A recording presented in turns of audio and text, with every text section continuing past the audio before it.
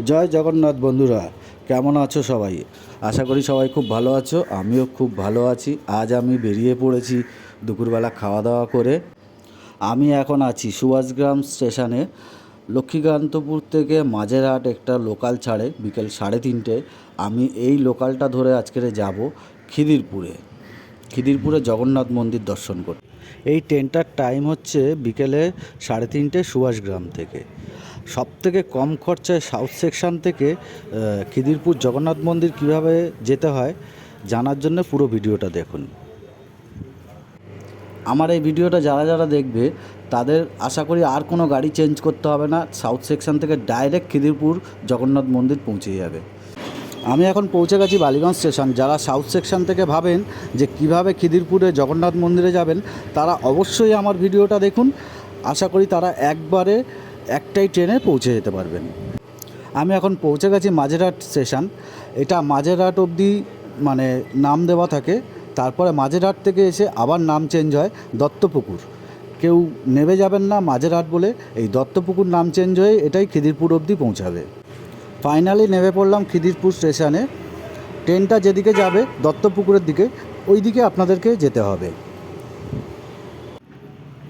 স্টেশনটা অনেক উঁচুতে।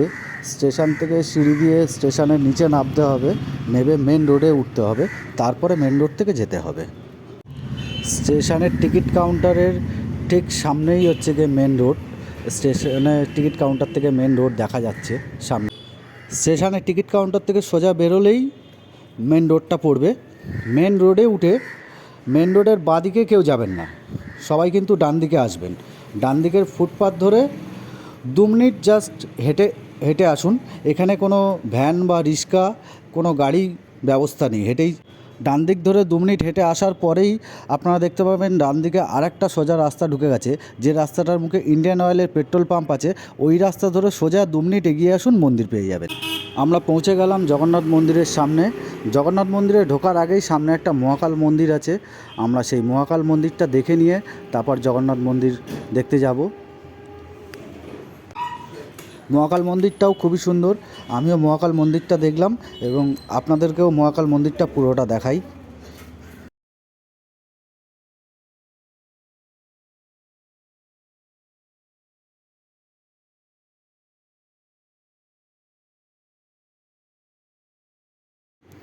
আপনারা কিন্তু মহাকাল মন্দিরটা দেখতে কেউ ভুলবেন না, অবশ্যই দেখবেন। খুবই সুন্দর লাগবে আপনাদের মন্দিরটা এবং খুব ভালো লাগবে। আমার তো খুবই ভালো লাগলো মন্দিরটা।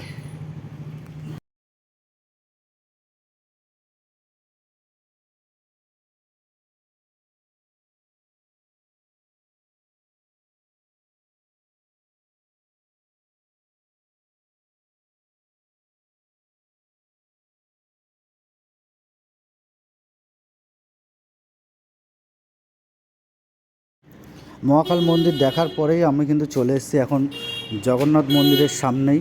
এই হচ্ছে জগন্নাথ মন্দিরের মেন গেট। মেন গেটে ঢোকার আগেই বাঁদিকে একটা ঘর রয়েছে, যেখানে আপনার জুতো, মানি ব্যাগ, পার্স সব কিছু রাখার ব্যবস্থা আছে এবং লকার সিস্টেম আছে। মন্দিরে ঢুকতেই একদম গেটের মুখে রাধাকৃষ্ণর একটা মূর্তি আছে, যেটা খুবই সুন্দর। এটা হচ্ছে মন্দিরের ভিতরের চত্বরটা।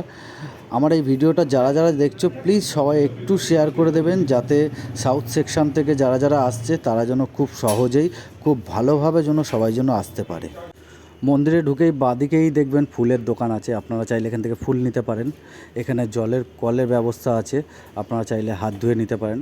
আর এই যে এখানেই হচ্ছে প্রসাদের দোকানটা। প্রসাদেরও খুব বেশি চার্জ নয়, 51 টাকা, 101 টাকা। প্রসাদের দোকান থেকেই আপনাকে ধূপ প্রদীপ দিয়ে দেবে, যেটাকে নিচে জ্বালিয়ে দিয়ে তারপরে আপনাকে ওপরে মন্দিরে যেতে হবে। জগন্নাথ দেবকে দেখে মন ভরে গেল একদম। আর এইখানের যে জগন্নাথ দেবকে আপনারা দেখছেন, এই জগন্নাথ দেব তৈরি হয়েছে পুরী থেকেই। জগন্নাথ দেবের যে কাঠ আছে ওই কাঠ এনেই এখানকার জগন্নাথ মূর্তি নির্মাণ করা হয়েছে, যেটা আমি এখানকার পুরোহিতদের মুখ থেকে শুনলাম। মানে মেন পুরীর মন্দির থেকেই এই জগন্নাথ দেবের উৎসর্গ। চলুন তাহলে এবার মন্দিরের চারপাশটা আমরা একটু সবাই ঘুরে দেখি মন্দিরটা কেমন লাগলো। আর সবাই কিন্তু কমেন্ট করতে ভুলবেন না একদম, আপনাদেরও কেমন লাগলো দেখতে। আপনাদেরকে একটা কথা বলে রাখি, আপনারা ভিডিওটা দেখে কেউ খারাপ ভাববেন না বা কেউ খারাপভাবে কমেন্ট করবেন না।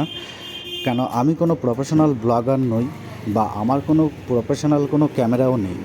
আমি ফোনের ক্যামেরায় যতটুকুনি পেরেছি ততটুকুনি করার চেষ্টা করেছি এবং আপনাদেরকেও দেখানোর চেষ্টা করলাম। আপনাদের উৎসাহ পেলে আমি আবারও কোথাও এরকম ঘুরতে বেরোলে আবারও চেষ্টা করব কিছু করার। আর আপনাদেরকে একটা কথা বলে রাখি, যারা সাউথ সেকশন থেকে আসছেন তারা কিন্তু এখান থেকে 6:38-এ একটা বিবাদীবাগ বারুইপুর লোকাল ছাড়ে, যেটা আপনারা এখানে এসে পুজো দিয়েও আপনারা আবার ওই 6:38-এর বারুইপুর লোকালটা পেয়ে যাবেন। যেটা আমি এসছি সুভাষগ্রামে বিকেলে 3:30 ছাড়ে, ওই লোকালটাতে এলে আপনারা পুজো দিয়ে মন্দির ঘুরেও আবার 6:38-এর বারুইপুর লোকালটা পেয়ে যাবেন। এটা হচ্ছে মন্দিরের হোমকুণ্ড, যেটা মন্দিরের নিচে আছে। আর বন্ধুরা, আমার কিন্তু মাত্র আসা যাওয়া পুজো দেওয়া দক্ষিণা মিলিয়ে 82 টাকা খরচা হলো। তোমরা কিন্তু কমেন্ট করতে কেউ ভুলবে না ভিডিওটা কেমন হলো।